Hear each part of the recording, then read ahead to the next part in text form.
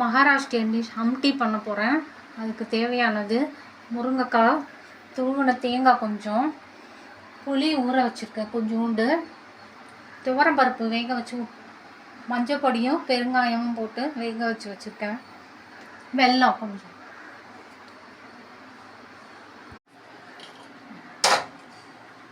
ஹம்டி பண்ணுறத ஷேர் பண்ணுறேன். ஃபஸ்ட்டு முருங்கைக்காவை கொஞ்சம் தண்ணி ஊற்றி ஒரு 5 மினிட்ஸ் வேக வச்சுக்கோங்க. முருங்கைக்காய் வெந்துருச்சு. புளி ஊற்ற போகிறேன். அதே பாத்திரத்தில் புளி ஊற்றி நல்லா பச்சை வாசம் போகும் மாதிரி கொதிக்கணும். புளி நல்லா கொதிச்சிருக்கு. உப்பு போடுறேன்.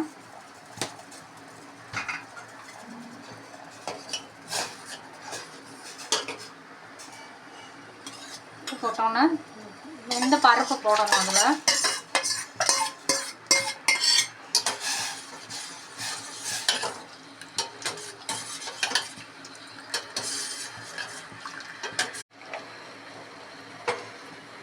தேவையான காரத்துக்கு மிளகாய் பொடி. இதுக்கு சாம்பார் பொடியெலாம் கிடையாது, வெறும் மிளகாய் பொடி தான். நம்ம சாம்பாருக்கும் ஹம்டிக்கும் டிஃப்ரெண்ட்டாக தான். அப்புறம் வெல்லம்,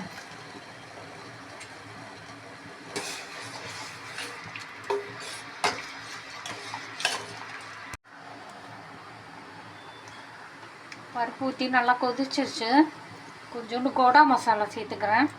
உங்ககிட்ட இருந்தால் சேர்த்துக்கோங்க, ஆப்ஷன் தான், இல்லைன்னா தேவையில்லை. ஹம்டி ரெடி ஆகிடுச்சு. ஸ்டவ்வை அணைச்சி கொத்தமல்லி போட்டுட்டேன். இப்போ இதுக்கு மேலே ஒரு தாளிப்பு கொடுக்கணும். அதுக்கு ஒரு பேன் வைக்கிறேன். அடுப்பில் ஹீட் ஆகட்டும். பேன் ஹீட் ஆகிடுச்சு. அது கொஞ்சம் கடுகு 2, ஜீரகம் கொஞ்சம்,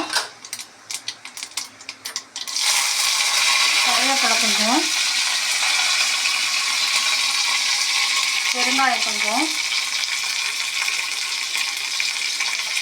கொஞ்சோண்டு ரெட் சில்லி பவுடர் ஆஃப் பண்ணிடுறேன். அது கலர் கொடுக்கும், அதுக்காக. தேங்காய் 2 ஸ்பூன் போட்டுட்டு மேலே கலந்து விட்டுருங்க. சர்வ் பண்ணுறதுக்கு ரெடி ஆகிடுச்சு.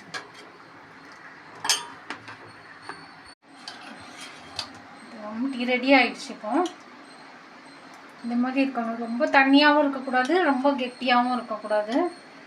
இந்த ஸ்டேஜில் இருக்கணும். அப்போ தான் நல்லாயிருக்கும். சுடு சாதத்தில் நெய் ஊற்றி சாப்பிட்லாம்.